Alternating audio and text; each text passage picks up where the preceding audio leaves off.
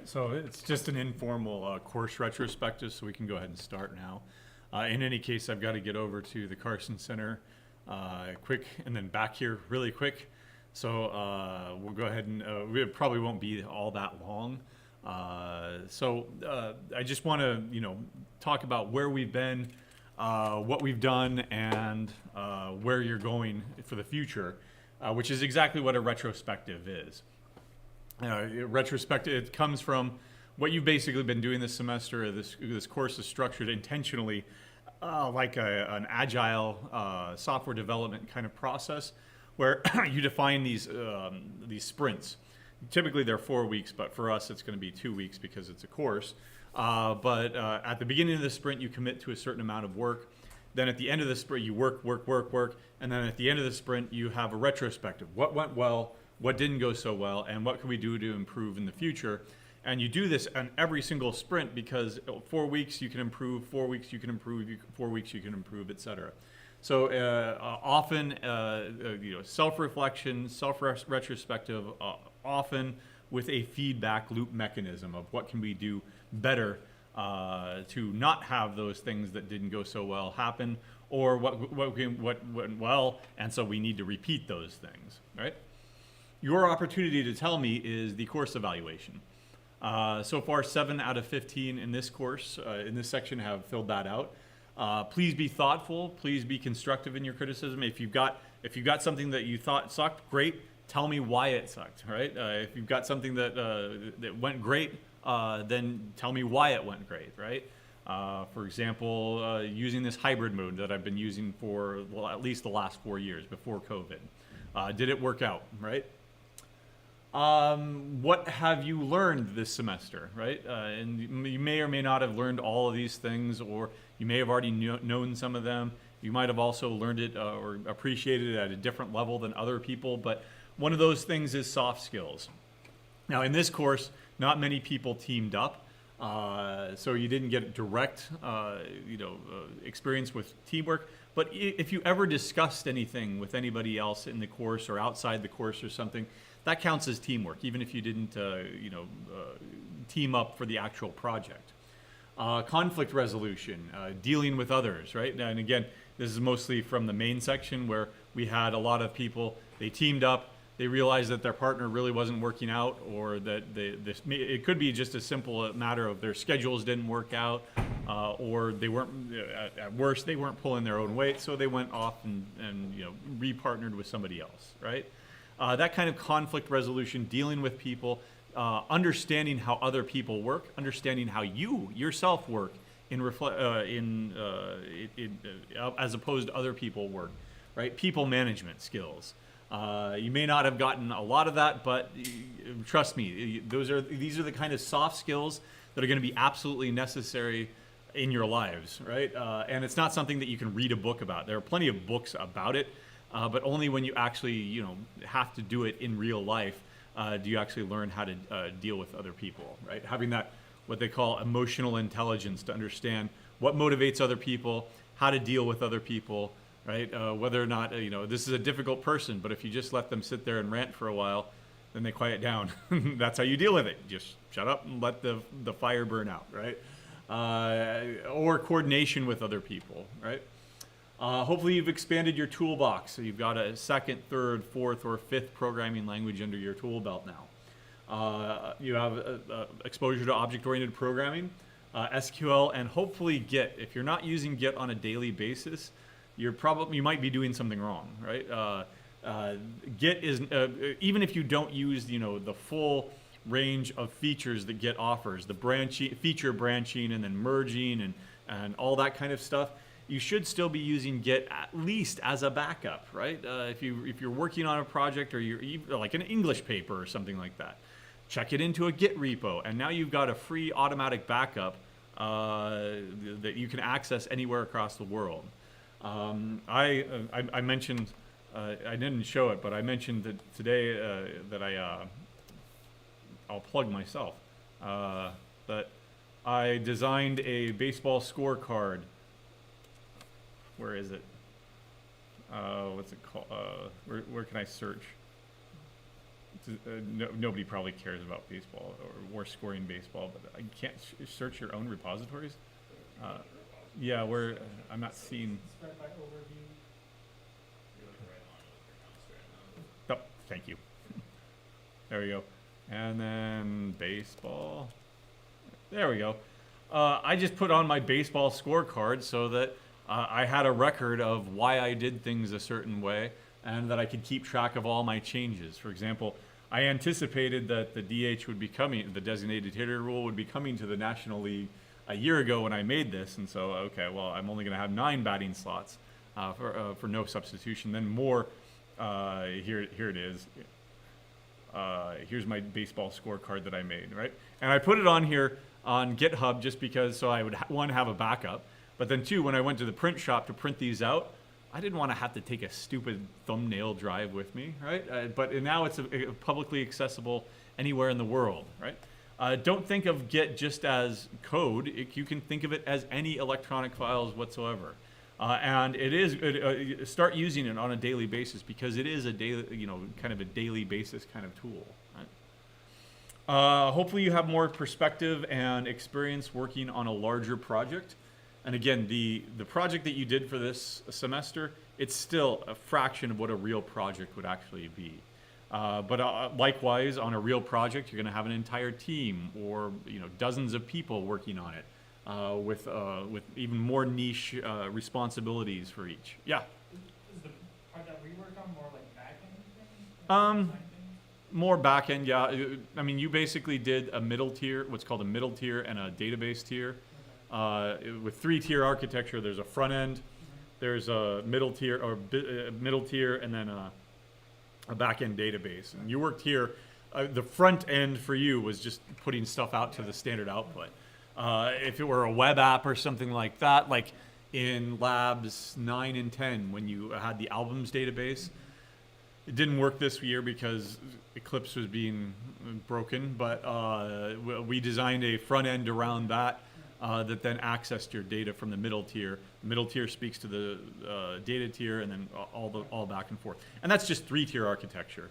You could have a 7-layer burrito, right? You could have different tiers responsible for different things. For example, between the middle tier and the database tier, you could put a JPA tier, right? Where then you didn't have to write any SQL code at all, right? So there would be several layers of abstraction through your system design.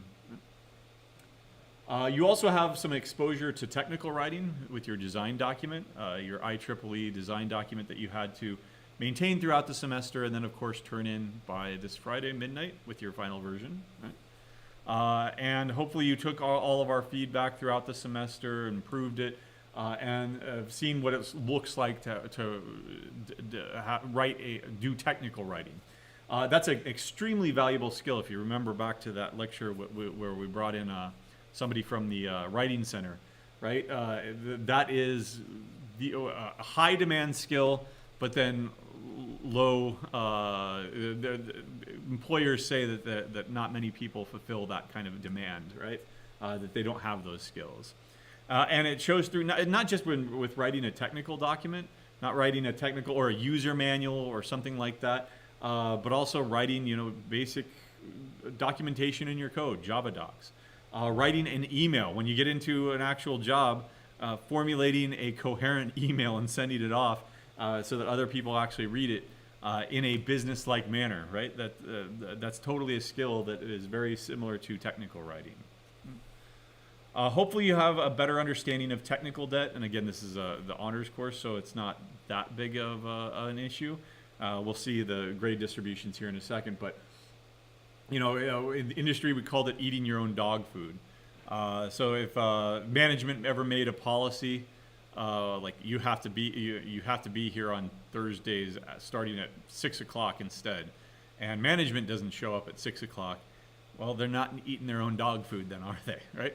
They made some dog food, but they refused to eat it, and that was our standard for accepting things, right? And it should be your standard for accepting things, that you should not write code that you would not be okay with maintaining, say 6 months from now. If you write some bad code with bad design up front, then you're taking out a loan on your future self time, right? If you don't find time to do it right the first time, you'll have to find time later to do it over, right? And that's what we call technical debt. It's like taking out a loan on your future self, but it's actually not a loan, because a loan, you know exactly how much interest you're paying. What you're doing is you're taking what's called a naked blind call, or a naked call, or something like that. I forget what it is, but it's basically where you have a stock option that says, I will promise to buy 50 shares of Google regardless of the price in the next 6 months. And so if it skyrockets, right, then you are promising to spend a lot of money, right? That's why it's blind, or it's naked. You don't know how much what the actual risk is. And that's technical debt. When you do something wrong, you don't know how much time you're going to have to spend doing it over in the future, or how much time you'll invest in or put into fighting your own bad design. Hopefully bad practices have become apparent why they're bad practices. The design should not be an afterthought. It should be thought of first. You should be whiteboarding something before you even pick up or open up your IDE or whatever. Usage of good test cases, test suites are absolutely essential. Otherwise, you never know where the bug is. Right now, this is your first more substantial project where this piece of code touches that piece of code, touches that piece of code, right? And following a bug that is in one piece of code throughout a whole bunch of stuff that you have no idea where it is. If you've got more substantial code, more complex code, you absolutely need good test cases up front. Now, we only gave you an exposure to that in your labs. Everything had JUnit tests, right? It was all kind of black box unless you opened it up and started looking about how those JUnit tests work, right? But you should be thinking of that in the future, right? If you're going to do a real system, you're probably going to want to write your own tests, right? In fact, somebody online on the main section asked, they had like 16 different, that exercise on assignment 8 of finding the intersection of two rectangles, right? It's actually pretty simple. All you need to do is take the min-max of something. Think of one dimension. Take the min-max of something, and then you have one case where it does not define a valid triangle or something like that, right? And so when I gave them, when I hinted at this solution to their answer, I said, ooh, am I right? I think I'm right, but I need to make sure. So what did I do? I coded it up. I coded up the solution I gave, and then I wrote a bunch of JUnit tests to make sure that it was correct. I did a bunch of rectangles all over the place and I knew what the answer should be because I wrote it down on a piece of paper. Actually, I just kept it in my head, right? But you can write it down on a piece of paper, very predictable. This should be 1 because you contrive the cases to know what the output is. I ran it and I was satisfied, and I said, well, it looks good to me. If you can come up with, because they were actually pretty sophisticated. They sent me like 16 different drawings and like, what about this case? What about this case? Okay, I coded up those cases. Yeah, they all pass. Here's my solution.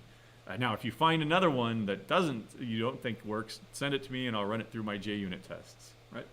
And I'm actually using that as if we ever do put together a lab for a quick introduction to JUnit or something, that's what I'll use. Hopefully it was beaten out of you in Computer Science 1, but poor variable names, right? You still see that in Computer Science 2, and some people just have those bad habits that carry forward for the rest of their lives, right? Over-engineering, the Yagni principles, right? You ain't gonna need it principles. Bad database design, right? Bad normalization. Hopefully it has become apparent why these are all bad practices. And again, maybe nobody went down those roads to see for themselves that why this is bad. Okay, now I have to back up and start over. But believe me, eventually you will be dealing with legacy code that you didn't design, that you didn't implement, that somebody made those bad design choices, and you'll have to live with them, right? Either have to live with them or go back and fix them. Hopefully you have a better appreciation for the scope of a larger project, working, coordinating teams, et cetera, et cetera. Hopefully you're better coders overall, better designers. Hopefully you also have an appreciation for impediments or how to deal with impediments, right? I don't know how many people actually use the Gantt chart in this course, but it was my version it was the easiest one for people to use, and so I gave that to them. But there are lots of other formalized processes for management, time management and stuff like that. Agile development, of course, will have sprints and burn down charts. So burn down charts are at the beginning of your sprint, you commit to this level of work. This level of work has to be done by the end of the sprint. At the end of the sprint, this level, you should be done. You should have done everything. And you do not want a burn down chart that looks like this. Right? On day one, we get everything done, and we sit and twiddle our thumbs for 30 days. Right? You don't want that because, well, you overestimated the time that it would take you to do that stuff. Right? Actually, it depends on who's signing the paychecks, but if you do have nothing to do for 30 days, that's awesome, right? As long as you're getting paid for it. But in any case, you also don't want, a burn down chart that looks like this, that not making any progress, and then finally at the end, we have a huge cram session and we burn down all the way, right? You want a nice, steady, linear flow so that you are working at a nice, constant pace. There aren't these spikes in activity and these troughs in inactivity. The Gantt chart was my attempt at doing that. There are plenty of other tools, Kanban boards and burn down charts, et cetera, that you can use. Right? Otherwise, most people in this section have some sort of other personal organizational tools. Even if it's as simple as a to-do list. Or a full, like calendar organization or something like that. Over the last year, I've actually started to use Google's Tasks, Gmail tasks. So in Gmail, I don't want you to look at my emails. I don't think okay. Forget about. Don't look at any of the emails. Over here is the task list, right? Here's my to-do list, and then you just cross it off as you get it done. All right. I don't think there's anybody here. Anyway. Hopefully there was nothing. The subjects aren't secret. That's okay. Anyway, whatever you use personally to get things organized and stay on task. If it's working, great. Don't change it. The second that it doesn't work, then yeah, do change it. Right? You've also seen, again, testing, insufficient testing. That if you can run code, you can run tests. If you can write code, you can run repeatable tests. And if you can read code, then you can write proper unit tests. There is a progression of cognitive ability here, right? Does anybody know Bloom's taxonomy? All right, a little bit. Well, so Bloom's taxonomy is a taxonomy scale of learning abilities or learning outcomes, whatever. Like down here at the bottom, you have understanding something.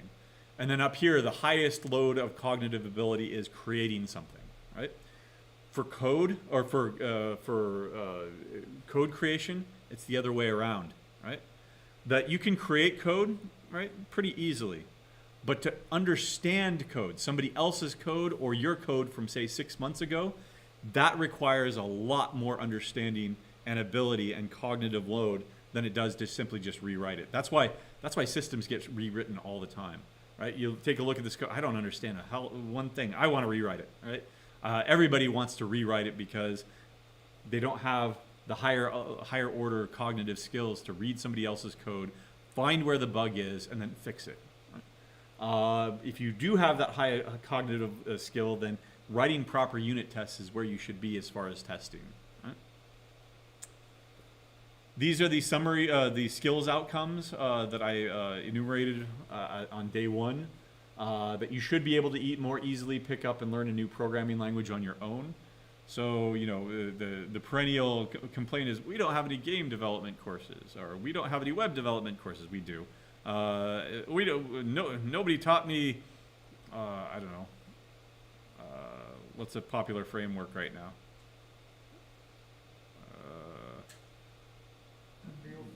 Oh, okay, Unreal. No, I'm thinking more of like web frameworks to do MVC. Yeah, there we go.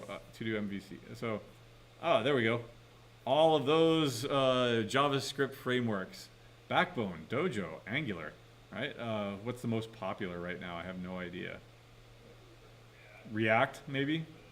Whatever the flavor of the month is here. Some of them I've not seen before. Riot? That must be new. I'm not sure. Anyway, we never learned React. We never learned Angular, right? Well, okay, now learn it, right? We teach the fundamentals so that you can go off and more easily pick up a language or a framework on your own. They're all the same. One for loop in one language is the same for loop in another language with slightly different syntax. The same to-do MVC, this is model view controller architecture, is repeatedly reinvented dozens and dozens of times. Right? Why? Because the old XKCD, right? XKCD standards. There we go. Situation. There are 14 competing standards. 14, ridiculous. We need to develop one universal standard that covers everything. Now there are 15 competing standards, right? These were all born out of that. Somebody didn't like one way of doing things, so they did something else. Then reinvented the wheel yet again. Yeah. Is it all JavaScript?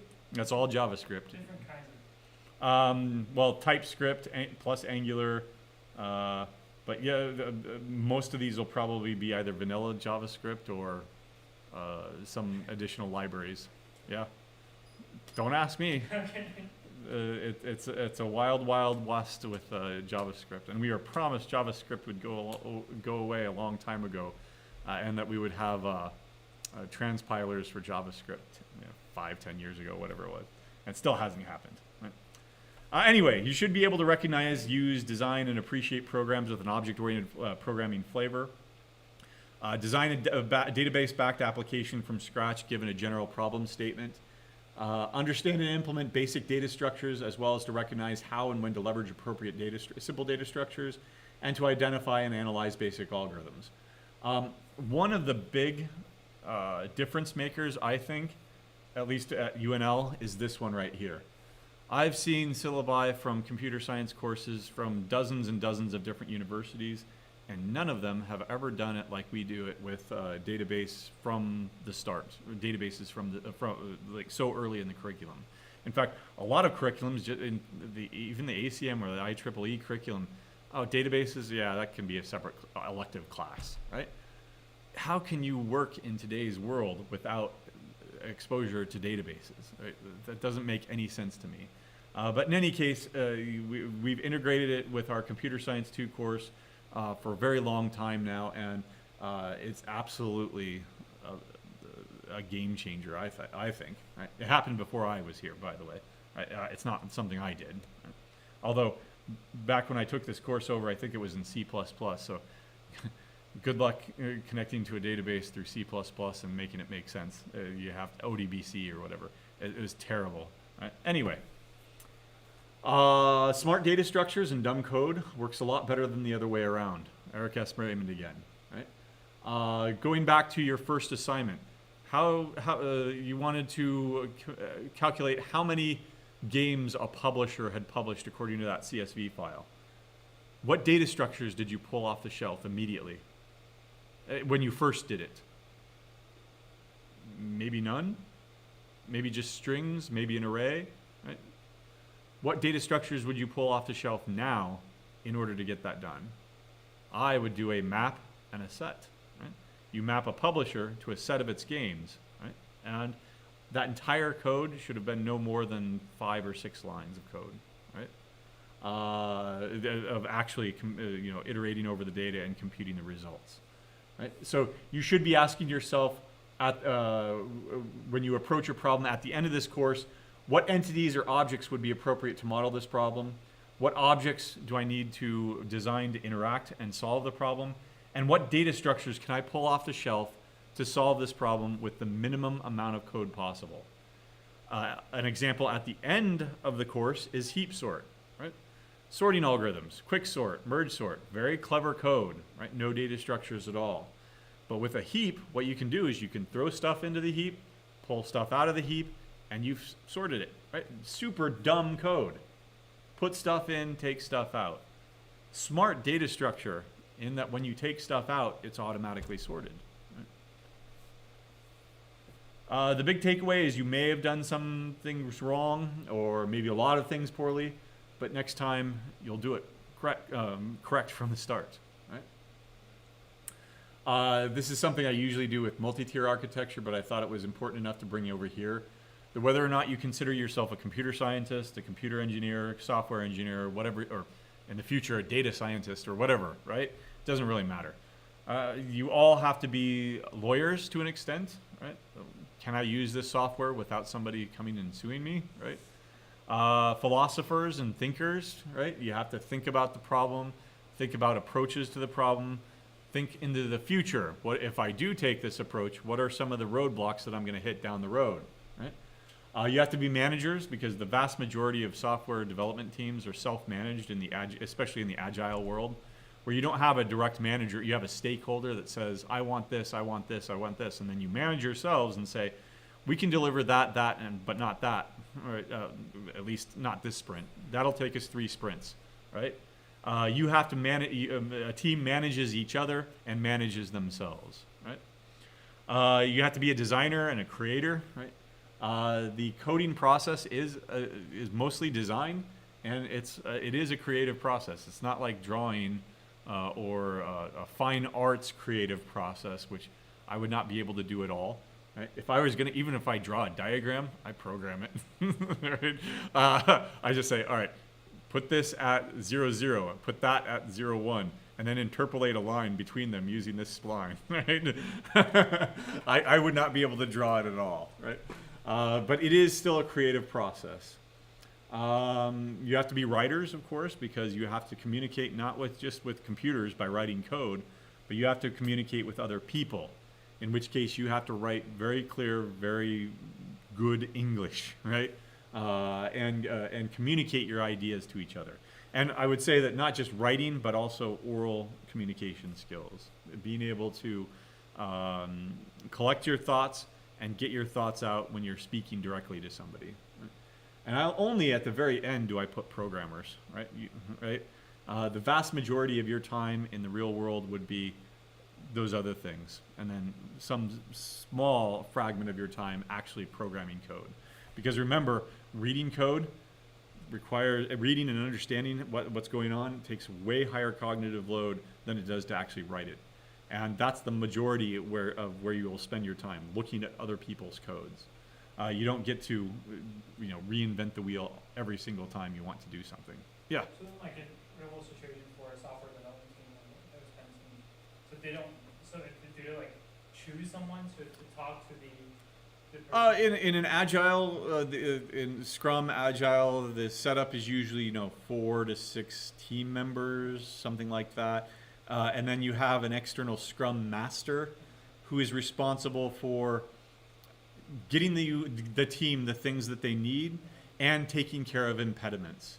So, for example, if one team A has a dependency on team B, like, well, team B, they need to get us that API code for us to design our code around it, and they need to do that by this date. And then the Scrum Master is responsible for going between those teams. So is it master program? Is it master program? Usually not. No. Usually they're maybe a business person, but a good person who's a good diplomat, right? And understanding the problem and going between those teams. So would that be considered a manager? Or? Not really. No. Again, it's kind of a flattened model. Okay. There's not this hierarchical structure like old companies have been structured around.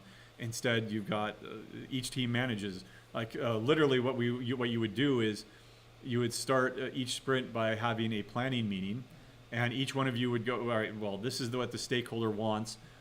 They prioritize things, right? And they say, okay, the team as a team, they go through. In fact, they even have cards for it.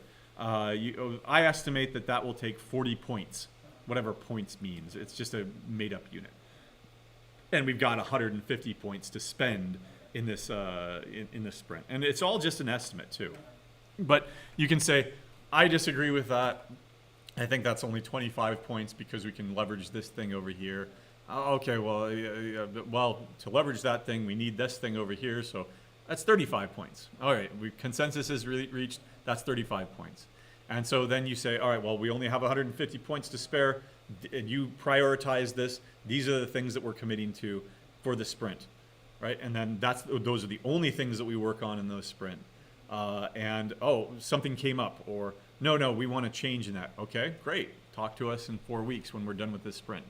All right, and it's supposed to provide, stability and predictability. Right?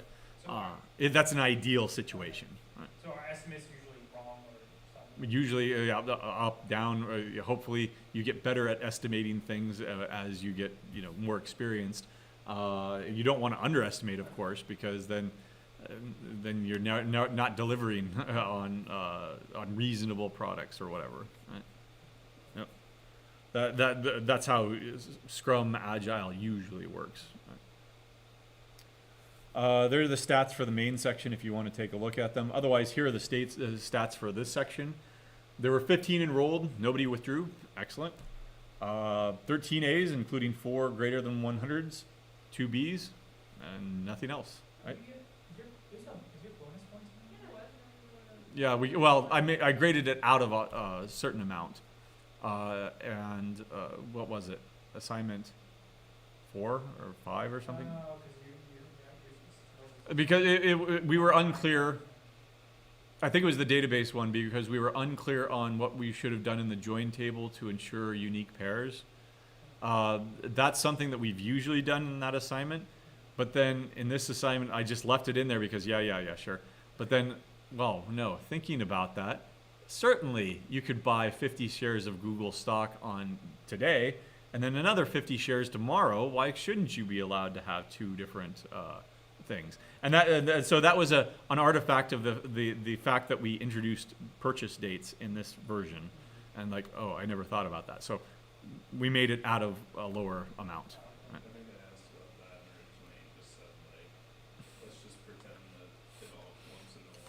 Yeah, exactly. So, I mean, if you want to know more, I introduced the purchase dates because I was going to have you also compute the annualized return rate rather than just the return rate, in which case you would have to do, every single one would have to have a time computation, and then you would normalize according to that time computation. That was the first version, and then I always come up with a complex version and then cut. And unfortunately, some of those cuts means, oh, that's no longer relevant or whatever. And that's what happened. Right? Otherwise, it was way more complex than what it ended up being. I always do that. I think I make it cool and complex. In fact, I thought about cutting the options entirely this year, but I thought that's just so cool. Come on. And it turned out to be not that bad once I gave like full pseudocode to everybody with like 10 different examples. Right? I wish I had done that up front, but I didn't think of it. Sorry.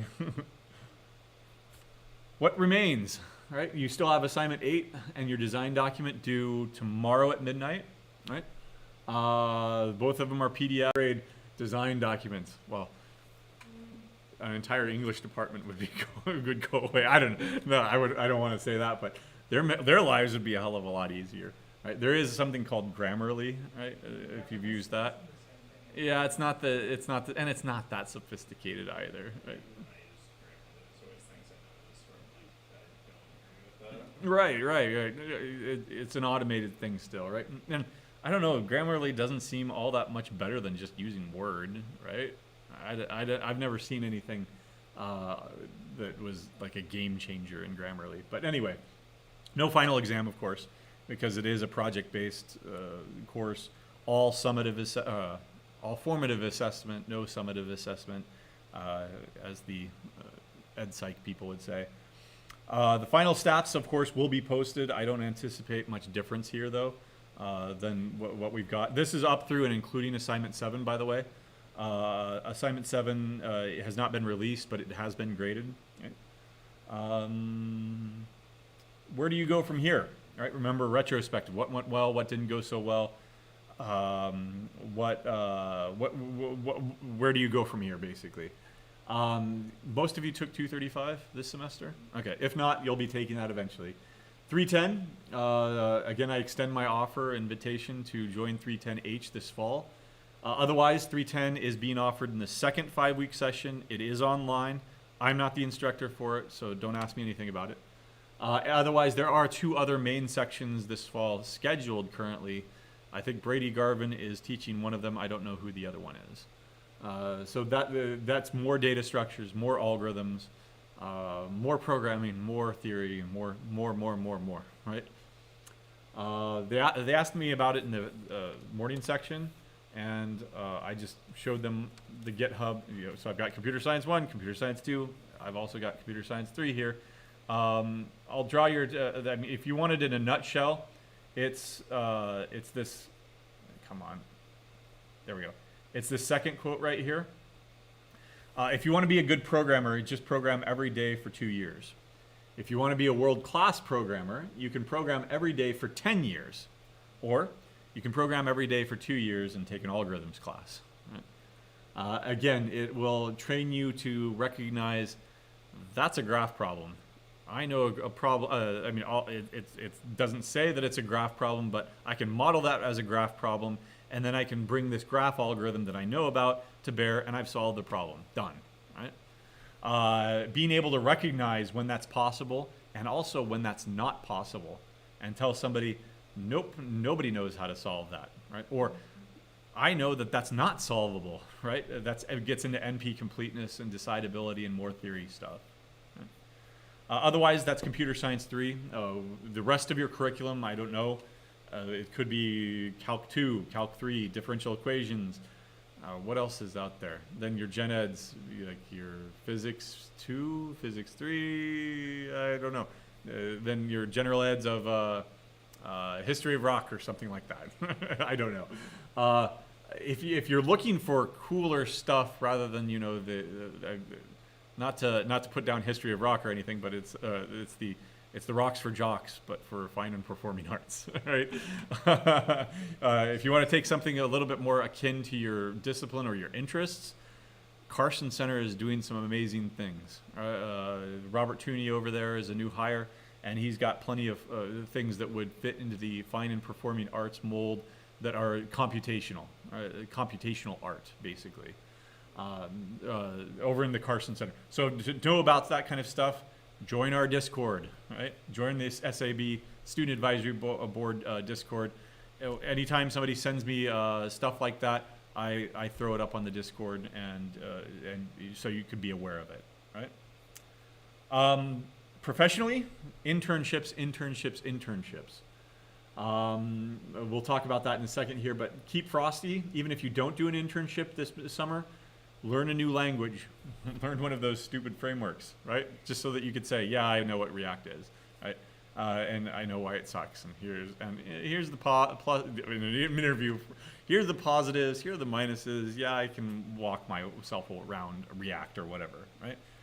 Otherwise, you know, do something fun. Don't just sit idle for the entire summer. I remember when I was an undergrad and I did that, or I worked at like Domino's Pizza or something like that. And I forgot everything coming back into the fall. Don't do that to yourselves, right? Internships. This is exit data that was posted on the Discord a while ago because somebody asked about it. But we ask all graduating seniors about where they're going, what experience they had while here, and over 77% of graduates had at least one internship experience. And the vast majority of those had more than one internship, or at least more than 1 year of internship. 1/3 of them chose to continue at the same company after graduation. Why? Because internships are great opportunities to learn about a company's culture, right? So that you're not stuck, you're never stuck in a job, but you're not stuck in a job with a bad company culture. You know about that company culture before you go for a full employment, right? Low risk kind of internship. Yeah. Isn't that why like companies give out internships? Yeah, they want the same thing. It's basically an extended review process. And the vast majority of them, of course, will want you to continue. Again, 1/3 chose to remain there. I'm not sure how many were offered to continue there, but 1/3, that's a pretty sizable chunk there, right? 2/3 of all graduates had a job lined up before graduation. And the 1/3 that didn't was because they were either going on to grad school or they wanted to go on to grad school for some insane reason, or they hadn't even bothered starting to look. I'll look this summer, right? And just stay at home and chill for a whole summer or something, right? But the range was huge, all right? This lower range here was most likely because of government work and choosing civil service, or I think it was actually the National Guard or something, which of course naturally will have lower salaries. This upper end was not common, but it was not uncommon either. If you just want to look at the mean, it was about 76K coming out last year. I'm sure that has skyrocketed since. I'm very interested to see the May 2022 data when we finally have it. I will. Well, when we have it. Right? People aren't even graduated yet. It's all exit interviews. Right? The top 10 salaries were outside of Nebraska. That's to be expected. The average salary was about 22,000 less, or 21,000 less, in Nebraska versus outside of Nebraska. Right? And I'm not saying that to say that Nebraska sucks. It tracks with cost of, at least at that point, it tracked with the cost of living. Right? Lincoln and Omaha have gone up with everybody else. The cost of living is not that appreciably different.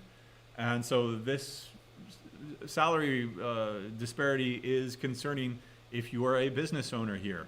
If you're a business owner out there watching this, start pumping up your salaries because you're going to lose a lot of people. But those with higher salaries were not in the places that you think, right? What's the acronym for Google, Apple, Netflix? What are those jobs? FANG, right? F would be what? Facebook, Amazon, Netflix. Although maybe we should take that one out now. Google. Oh, is that it? FANG? All right, well, the big tech companies, right? That's not where most people went. I mean, there were several of them that, and I can update this immediately and tell you that it was an outrageous sum. But there's a graduate that got a 170 offer from Amazon. Now, again, that is not typical. I don't want you to think that that's typical, but it is possible, right? That was 170 total compensation with a $30,000 signing bonus, right? No. Undergraduate student here, did excellent, had maybe an excellent portfolio. In fact, he only told me about it because he wanted to, I won't say where it is or who it was, but they were thinking, I should go to grad school. I'm like, no. His family was telling him, no, take that job. And I said, I agree with your family. Do not go to grad school, right? I mean, in times of famine, when the economy is not great, grad school is a safe place to go back to and get a master's. But the difference in industry of whether or not you have an undergraduate or a master's, nothing. They don't care, right? A master's is not going to get you an appreciably larger salary in our area. That's going to be different if you're talking about MBAs and managers or marketing or something like that. That is a different story, but here it's not a different story. If you want to go to grad school, you go to grad school because that's your dream or whatever. Not because you're going to make money at all, right? But anyway, what I was talking about was that a lot of those salaries were from regional areas. Garmin in Kansas City, Epic in Madison, Wisconsin, right? These are just regional companies that have a very, very similar cost of living, similar culture, similar everything to Lincoln and Omaha, but you can command quite a good salary from all of them, right? I had an offer from Epic 12 years ago, right? I even visited their campus. What? Say what? Epic is medical software up in Madison, Wisconsin. Epic Entertainment? Oh, no, no, no, not Epic Games, no. Okay, no, this is this is medical software. A lot less fun and interesting, but they had an awesome campus. They had an awesome compensation package. I just turned them down to go somewhere more locally that was nowhere near the salary, mostly for family considerations. I didn't want to go to Madison.